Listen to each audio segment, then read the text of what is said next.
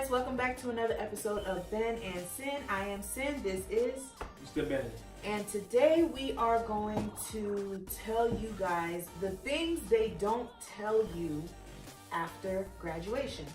It's graduation season, and I think this list kind of pertains more to college graduation than high school graduation, because when you're going out of high school, you can still kind of figure out what you want to do with your life, what direction you want to go.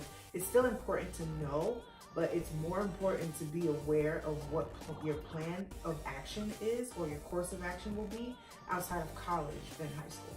So we have a list of 5 things, and we're going to get right into it. So the first one is, this is statistics, by the way. This is by no means factual, because there are different articles that have different numbers and things like that. So this is based off of our own research. So based off of our research, we found that 60% of students find work that requires some form of a degree. 27% find jobs related to their major directly, and 40% of students find work right outside of college, well, right out of college. So basically, like the majority, that would mean like 60% of students will graduate from college and probably not have a job to go right into if they don't have one already. I think I fall under these 3. All of them? Yes, because I graduated in May, and I started at TD. I didn't start it as a major, but I got into the company, and I do what I have to do and branch, like get into my major. Mm-hmm. And then I left and I went to Sterling, and when I went to Sterling, I was pretty much doing the same thing to get into my field. And the job that I'm in right now is not directly to my field, but it still requires you to have a degree. But if you're talking about, like, if I get a job right after I graduated, I would say yes, because it was less than 6 months. And but when it says right out of college, it's actually saying within those 6 months. Yeah. Because it's like, it's not considered right out of college, because technically, it's like technically for them, right out of college, based off of the research that I did, right out of college would mean that you went to your graduation with the intentions that in a month or in a couple weeks, I'm going to be starting this job, I'm going to be doing that job. But you know how you have that 6-month grace period to pay your loan or whatever? All of that, like that's not right out of college. It's like basically having a job right out of college is when you graduate, you already know this is the job that you're going to be getting into. That's what that percentage was based off of. oh, then I don't think I would be under that section. I graduated in December 2016. No, 18. 2017. Sorry. I don't even remember when I graduated. I graduated December 2017, and though I found work right out of, well, I didn't really find work right out of college, because it took a little bit of time for the agency to find somewhere to put me, and even then, nothing was set in stone, because it wasn't until April that I started working for Agilon directly. So that wasn't right out of college. But even then, none of it was in my field. Even what I'm doing now, it's not my field of interest. Yes, I like it. I love my job, don't get me wrong. But it is not what I went to school for. I went to school to be a marketer, like to have a functioning business of my own and not to work for someone else. And so pretty much I wouldn't say that I got a job right out of college, nor did I get a job in my field. Yeah, so I definitely fall in that category. But I think if you didn't have a degree, they would not pay you what I have, exactly. So that's why it's saying that 60% of students find work that require a degree of some form. When I went to my job, when I went to the job that I'm in now, they didn't say that I had to have a degree in business admin. They just said I had to have some form of a degree. So it's like, basically all I needed to do was be in school. Whether or not I was in school for communication, it didn't matter to them, but I had to have some college under my belt. Number 2. I have to read it? Yes. What? You will not use everything you learn in school. That is straight facts. I mean, my major was finance and economics.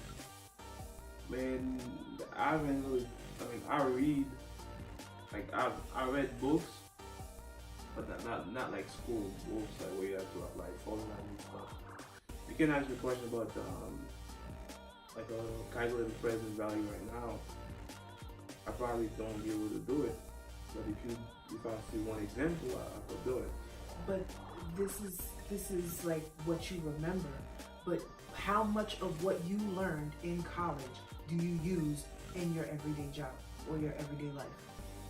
Let's say on a scale of 1 to 100, what percentage of what you learned do you use in your everyday life?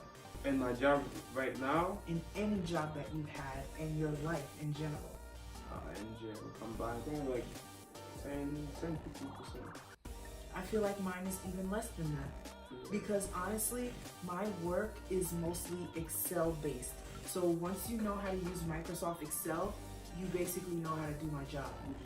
And that's exactly why like so many jobs are at risk nowadays, because so much of this stuff is becoming computerized that eventually like a lot of jobs are going to be eliminated due to technology. So it's like, it's crazy how much how important classes that I took, I haven't even looked at this kind of information, seen this kind of information since I graduated. It's crazy. Like my job right now, the most math I've done, probably a division, multiplication, and subtraction. That's it. We don't even do fraction. Yeah, my job literally, because again, everything is technologically based. Even the most basic math, we all have calculators, we all have phones, and they're not going to tell you, oh, you're not allowed to use a calculator in the real world. Honestly, they may tell you that in grade school. They're not going to tell you that in the real world. You can do all of this stuff using technology now. So it's like, it's crazy how much they stress being able to divide on a piece of paper or whatever the case may be, and you don't really use this stuff. And if for whatever reason you had to use this stuff, you're probably going to forget how to do it by the time that you would need to use it. Let's say you're at work and the computer breaks down. You mean to tell me you're automatically going to remember how to do long division? I can do it still. I can't. Yeah, I can do it on there. I can't. Even multiplication, if I'm doing multiplication by hand, I have to do this thing that I learned a long time ago called lattice in order to be able to do it. Like, I can't sit here and do something, and then just give you the number. Like, I can't. Like, it's gonna take me time because I don't use it. I use a calculator. And division, forget that. The next one is you are more likely to earn much less than what you expected to earn out of college. So this goes for the people who basically get a job in the major that they went to school for. A lot of times they make us take these things called aptitude tests in grade school. And even in college, a lot of students, they look at the field and what they're supposed to be earning for the job that they want to get. And you're not always going to get that. There's so many factors that go into it. There's your experience, makes a difference. There is your location, makes a difference. Like if you're going to the same job in Pennsylvania versus the state of New Jersey, you're gonna make more in Jersey than you would in Pennsylvania doing the exact same job. That's just how it works. Because the cost of living is different. So it's like, you can't always expect that if you did your research and it says you're gonna earn $45,000 a year, and then you get out of college thinking, okay, whatever job I get, as long as it's in my field, I'm gonna make $45K, and in reality, you're only gonna be making $30K. You know, so like. Yeah, but like I always thought, like when I was in high school, after I graduated college, I would be rich. Like in my field, like finance, we close to New York City, Manhattan, and Jersey City is not even too far from us. and most likely in my finance field was supposed to make like 50 to 52K a year, but I'm still waiting for that. Yeah, it's crazy. I mean, I don't know, like compared to people my age, I mean, I probably make more money than them, but not like 50K. Right. You're not always going to earn. It's going to take a lot for you to earn what they said you would earn while you were in college. So that's just the reality of things. And it's even worse for you if you graduate with a degree and have no experience whatsoever. A lot of these jobs claim that they're entry level, but they still want you to have some form of experience under your belt, even though it's entry level. So it's like you're literally graduating thinking, okay, I have the degree, that means I'm gonna get the job, but that's not the case at all. Things they don't tell you after college. The next one is... Alright, many companies will reach out to you claiming they can get your loan debt decreased or completely forgiven. So this goes into student loan forgiveness. Basically people who have loans, because obviously grants you don't have to pay back if you pay out of pocket. You take that loss out of pocket. You don't have to pay the government back. It's not a loss, it's toward your education. Well, yeah, but the best investment is investing in yourself. Oh my gosh. Well, yeah, I can't tell you how many people. I literally graduated in December 16th, 2017 to be exact. Right after Christmas, because it was around holiday time. Right after Christmas, people were blowing up my phone. Christina, we can get your student loans completely forgiven. And any person who is coming out of college, not gonna have a job, and they're within that 6-month grace period, they're like, if I can get my debts forgiven before I even have to start making payments, what? That's awesome. They'll tell you, oh, if you pay 5%, we'll pay off the 95% and your debt will be gone, blah, blah, blah. That is a load of BS. Do not fall for it. First of all, there's no way your student loan is going to be completely forgiven without you being hurt in some form. You understand? So it's like, don't fall for it. Please just pay off your student loans. Is there, I think they said something about teachers being able to have their student loans forgiven without being like penalized. Yeah, but there's some type of criteria that you have to meet, right? So sometimes they probably actually work for the state, and like some people get sick, like due to I don't know, tragedies, sickness, things like that. Things happen. But other than that, you cannot get away with student loans. You can't run from it. They give you that 6-month grace period, and then they want their money, and if you don't pay, like willingly, they're going to take it. It's that simple. They're gonna take it any way they can, whether it's through garnishing your checks, keeping your tax returns, whatever the case may be.